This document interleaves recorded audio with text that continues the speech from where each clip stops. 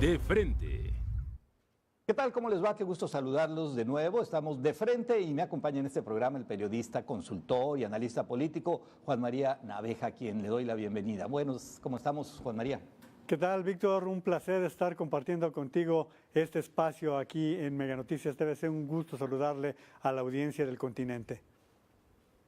Claro que sí, aquí en Hermosillo, Víctor Mendoza Lamer, su servidor, y rápidamente el formato de frente, se analizarán dos columnas políticas en este día. Vamos a tener a los periodistas Sergio Sarmiento y Enrique Quintana. Posteriormente tenemos los temas de legal o inmoral respecto a trabajar en una empresa después de haber estado en un gobierno, y la propuesta ahora es hacerlo 10 años después, 10 años de veda. Ya la verán, platicaremos de ello, ahí muy interesante. También analizaremos el veredicto, el juicio del Chapo Guzmán, culpable o inocente, y terminamos, y en México, ¿qué trascendencia tiene este final del Chapo aquí en nuestro país? ¿Qué puede suceder? Bueno, y comenzamos, vámonos rápidamente a los temas. La columna del periodista Sergio Sarmiento en el periódico Reforma, titulada Gasoductos parados. Juan María, en este análisis, pues nos habla Sergio Sarmiento de que por qué están detenidos algunos gasoductos. Entre los ejemplos nos describe el gasoducto Ramal Tula, que solo faltan 1.6 kilómetros por terminar. Desde el 2015 está detenida la obra. Incapacidad,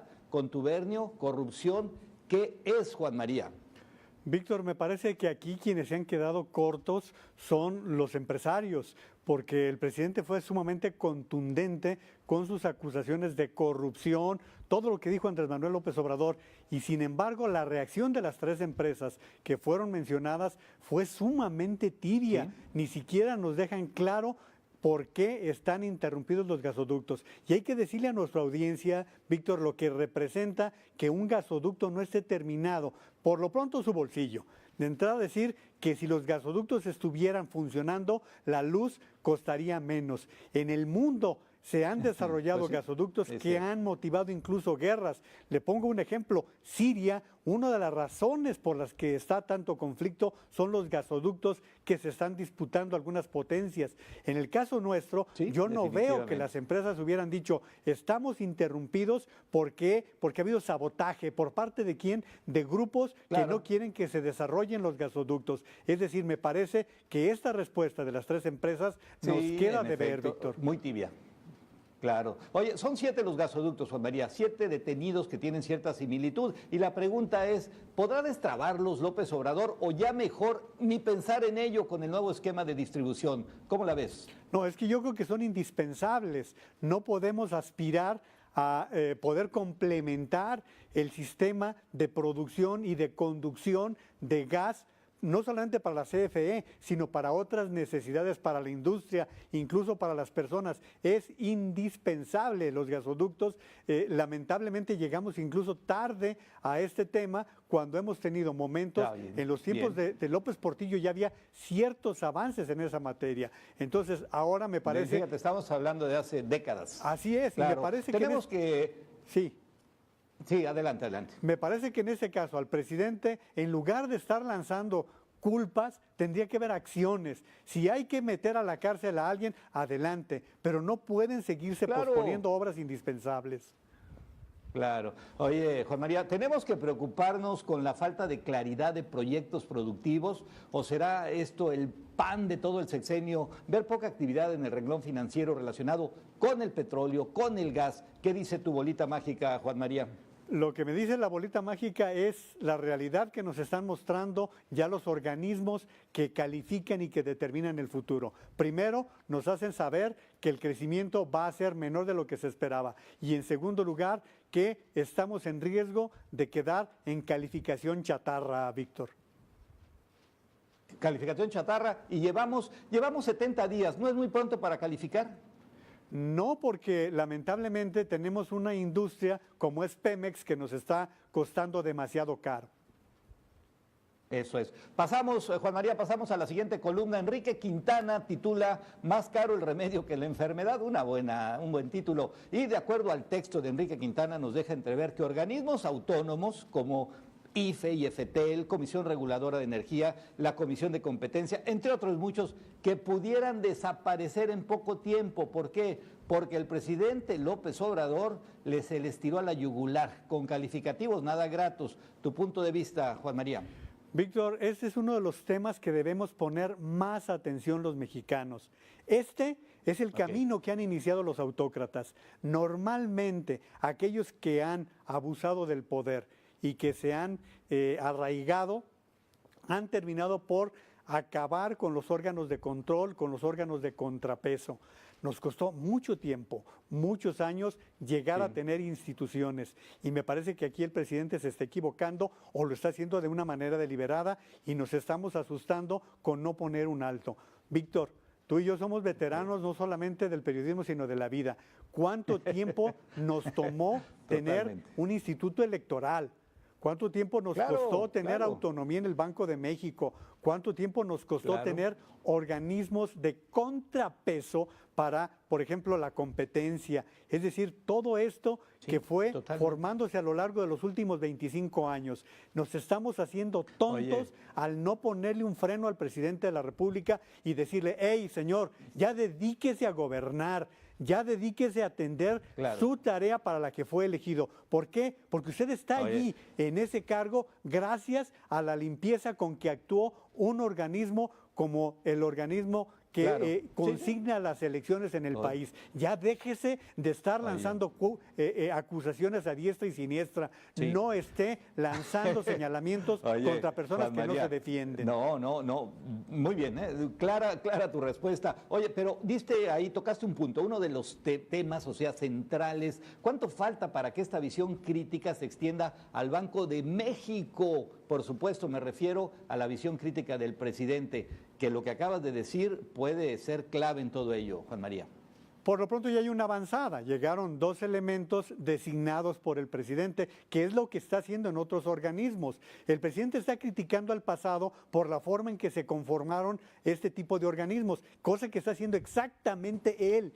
Es decir, el partido que está en el poder propone aquellos candidatos. La llegada de Gerardo Esquivel y de Jonathan Heath para mí son 2 estupendos técnicos. Particularmente tengo un gran respeto por Jonathan Heath. Sin embargo, la presión que pueden ejercer en otro tipo de organismos, y mira lo que tú dices, el Banco de México es un gran contrapeso y puede correr riesgo. Pero ¿qué te parece la Corte? En donde están llegando gente con muchos vínculos con el presidente. Rápidamente, para terminar este tema, y lo dice el periodista Quintana en este final, ¿hay manera de retractarse? ¿El presidente podrá dar un paso atrás? Él piensa que las decisiones son irreversibles, así lo dice textualmente. ¿Es factible? ¿Es factible, Juan María? Andrés Manuel López Obrador no sabe de retractarse, él no sabe de disculpas, él gobierna con su palabra y con sus decisiones y no se echa para atrás. Bueno, híjole, respuesta contundente y dura. Muy bien, y ahora vamos a un tema que se convirtió en una noticia viral, así le podemos decir. El presidente López Obrador en sus habituales conferencias matutinas dijo que planteará que tengan que pasar 10 años para que exfuncionarios públicos ocupen cargos en empresas privadas. Ilegal contra inmoral. Juan María, ¿esto tiene sentido o está llevando la liga al extremo el presidente López Obrador? Bueno, se está equivocando completamente porque en el gobierno es la ley la que determina. La moralidad, si él quería seguir con sus homilías, se debió ir al seminario, no ser presidente de la República. Porque en ese caso, accidentalmente me tocó ver el momento en que él le preguntan cuántos años deberían ser los conducentes. Y él empieza a decir, bueno, creo que podríamos pensar en unos 10 años. Yo dije, ¿y por qué no toda la vida? ¿No? Pues ¿para qué limitarnos? Cuando el presidente de la República asume el cargo, Víctor, se compromete a respetar y hacer respetar la ley. Hoy en día la ley dice que es 1 año el que debe de pasar entre el tiempo que deja un funcionario su encargo y se compromete con otra instancia diferente. Es decir, aquellos que tienen necesidad de trabajar pues van y buscan empleo No, o los imagínate. llaman. Porque además, mira, Víctor, en el sector público hay gente muy calificada. Tú conoces técnicos Claro. de primer orden que Claro. tienen la oportunidad, y no vayamos lejos, ahora que les han bajado los salarios, ¿cuántos se han refugiado en la iniciativa privada porque no pueden vivir Por con supuesto. lo que les están Porque pagando además, ahora? claro. Entonces, Oye, sí. Juan María, según López Obrador, con este esquema, yo no le capté eso. Se evitarán chapulines fifís. ¿Sabrá lo que representa su mismo equipo esta extraña ocurrencia? Tristemente, Víctor, aquí el presidente vuelve a dividir, a erosionar al país. Sigue dividiendo entre aquellos que legítimamente quieren darle a su familia, a su vida, un mejor futuro y Claro. aquellos que quieren permanecer Claro. en un estatus como el que sea. Es difícil cuando nunca en tu Claro. vida has trabajado o nunca en tu vida has sometido una solicitud a concurso. Es muy complicado que lo entienda López Obrador porque no ha tenido necesidad, No, pues nunca jamás. ha trabajado en aquello que le implique Oye, un concurso, una oye, Juan María. participación. Sí. Claro, y aquí me voy a ese ejemplo. Médicos que hoy son funcionarios públicos tendrían que esperar 10 años para el sector privado de nueva cuenta, o los ingenieros, o abogados, o comunicadores. ¿Querrán vivir toda esta gente en la austeridad republicana? No se puede, porque además, mira, cuando estaba vigente el seguro de jubilación, tenía ese sentido, Víctor, que tú tuvieras un Sí. margen de 6 meses, un año, para sobrevivir con un salario más o menos semejante y luego volverte a contratar. No fue gratuito, el país no se inventó hace unos meses, el país fue fluyendo y entrando a técnicas, a medidas profesionales que pudieran competir y tener los mejores elementos también en el sector público, Víctor. Eso es. ¿Rematamos diciendo que es una ocurrencia? Totalmente, pues, si te digo que yo lo vi el momento en que se le ocurrió que 10 años era la conducente y cuando en esto pues, tenemos Bueno. gente muy profesional que nos podría decir cuánto es el tiempo que puede evitar conflicto de interés. Ahí está. Pasamos al siguiente tema, Juan María. Giro de 180 grados y se dio en llamar veredicto. Me refiero, por supuesto, al juicio del Chapo Guzmán, culpable o inocente, que de hecho, bueno, ya se dictaminó. Un hombre de 61 años de edad, todo indica que tendrá cadena perpetua. ¿Será el fin de este narcotraficante o pudiera dar más, pudiera extenderse o ahí murió el Chapo? Bueno, hemos visto cómo han sobrevivido situaciones como la de Caro Quintero, ¿no? Que se decía que desde la Sí, cárcel sí. seguía operando. Pero aquí se ve muy difícil. En primer lugar, Víctor, establezcamos qué pasó con el Chapo Guzmán. El Chapo Guzmán deja mal parado a México. En primer lugar, 2 fugas. Enseguida, tengamos Sí. en consideración que fue extraditado de una manera express por el gobierno de Enrique Peña Nieto como una especie de regalo, de ofrenda para el presidente Donald Trump, quien estaba en ese momento indeciso con la cuestión Claro. de la revisión del acuerdo del Tratado de Libre Comercio. En charola de plata la cabeza. Y lo sí. triste, Víctor, es que el sistema judicial de México demuestra que es incapaz de seguir juicios tan pesados como el que se desarrolló en Nueva York a lo largo de 3 meses. Y para Estados Unidos Eso es un es, manjar. sí, sí. ¿Por qué? Porque Estados Unidos a lo largo de esos 3 meses ha hecho de este juicio todo un show, una forma de castigar Sí, a sí, sí. un capo. Y yo te preguntaría, oye, Claro. Víctor, Son- ¿y el Chapo no tenía nexos, no tenía vínculos con capos en Estados Unidos? No, por supuesto. No, es que allá no hay capos, nunca se ha sabido de nada. Oye, Juan María, ¿será el verdadero mensaje a los narcotraficantes mexicanos tener esa cadena perpetua que les garantiza la vida en una cárcel de máxima seguridad, aislado de todo y de todos? ¿O será mejor que la misma muerte que puedan tener en este país? Fíjate que yo creo que allí la defensa se equivocó. Me parece que ante el espectáculo que ellos ya esperaban, era más dable Ajá. pensar en una negociación para declararse culpable. Porque si tú observas de los 56 testigos que desfilaron, por lo menos 11 habían trabajado con él. Es decir, eran elementos que iban a ir en contra de del juicio contra el Chapo Guzmán. Entonces, yo no lo creo, te voy a decir unas palabras de Manuel Cloutier que decía en días pasados, sí, cayó el Chapo Guzmán, pero el capo de todos los capos sigue controlando el cártel de Sinaloa. Obviamente se refería al Mayo Zambada. Sí, definitivamente. Fueron 10 los cargos por narcotráfico, Juan María. ¿Qué puede suceder en estos casos? ¿Imposible seguir operando lo que ha hecho toda su vida? ¿O le quedarán algunos tentáculos en nuestro país pues para seguir activo? Yo creo que le quedan tentáculos porque recuerda que tiene hijos, tiene una familia que está también inmersa en todo esto. Con el Chapo Guzmán no se acaba el narcotráfico. Y una herencia.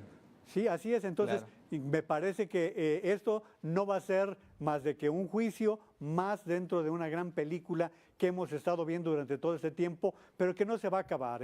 El narcotráfico es un instrumento tan importante para las economías que es difícil, que inclusive hemos hablado de estados narcotizados en algunos países, Víctor. Por supuesto. Y en este tema que estamos hablando, tema polémico, complejo, ¿qué nos puedes decir, Juan María Naveja, en relación a nuestro país? Sí, a nuestro país. Y en México, ¿qué pasa con esto? ¿Cuál es la trascendencia con este juicio y con esta sentencia? Bueno, el juicio nos ha servido también de un espectáculo y de una serie de datos que nos han permitido saber cómo operaba el cártel de Sinaloa. Pero si hacemos historia, Víctor, vamos a tener claro cómo han operado los cárteles en México. Es decir, cuando la marihuana era el negocio, se centraban en la marihuana y pues ahí está el cártel de Guadalajara que comandaba Miguel Ángel Félix Gallardo y que tenía a Don Neto y tenía a Caro Quintero. Se empiezan a sofisticar y viene el de la cocaína, apoyados con el trasiego que venía desde Colombia y que se dio esta variante. Pero a lo largo de los años, ¿qué es lo que ha venido pasando? Que cuando decae un poco o necesitan diversificarse, se han metido a las partes de automóviles, por ejemplo, Víctor, el robo de autos. Luego tuvimos una etapa de secuestros. Luego hemos tenido ahora lo del huachicoleo. Y todo esto son variantes que los mismos cárteles o sus integrantes van encontrando como unas oportunidades para entrar en el crimen. El gran problema que tenemos, Víctor, es primero la pobreza. La pobreza que va generando una serie de circunstancias que favorecen la participación de gente que necesita de alguna manera vivir. Por supuesto. Ahí les garantizan un buen salario, si se le puede llamar. Juan María, todos sabemos que era un hombre de poder y también sabemos que tenía demasiados controles en ciertos estados de la República Mexicana, principalmente en Sinaloa, su Sinaloa. La pregunta es, ¿llegarán nuevos cárteles, nuevos líderes que comandan estas organizaciones criminales? Y te voy a hacer la pregunta más delicada. ¿Se le extrañará al Chapo? ¿Se le va a extrañar? No se le va a extrañar porque creo que ya estaba rebasado. Mira, lo que sucede normalmente en los cárteles, que cuando alguien es muy visible, empieza a ser innecesario. Ve, por eso hay capos como pudiera ser Esparragosa o el Mayo Zambada, que han desaparecido. La gran duda que tenemos, Víctor, tú y yo, y la mayoría de los mexicanos, con el Señor de los Cielos, la forma en que se dio su muerte, la gran duda que prevalece hasta la fecha. Es decir, hay circunstancias que nos hacen prever que los cárteles seguirán moviéndose. Ve cómo el cártel de Sinaloa ha seguido vigente, pero un tiempo fue el cártel de Guadalajara, otro tiempo fue el cártel de Tamaulipas, luego fue el estado de Morelos. Es decir, se van moviendo. El Chapo se movía entre Sinaloa y Durango y eran los estados en donde él estaba teniendo su acción. Juan María, rápidamente, ¿se va a ver más violencia? ¿Se pulveriza este poder, se atomiza y ahora habrá muchos chapos en el país? Yo creo que no, porque ese fenómeno cucaracha que normalmente se da no ocurre en este caso porque ya estaba rebasado el Chapo. El Chapo ya había quedado prácticamente fuera del cártel de Sinaloa, pero ¿seguirá la violencia? Sí, Víctor. Y vendrán nuevas historias. Pues muy bien, creo que este tema pudiera dar para mucho más, pero el tiempo marca su raya y nos tenemos que despedir. Muchísimas gracias a nuestro compañero Juan María Naveja, quien se encuentra allá en la Ciudad de México. Gracias, Juan María.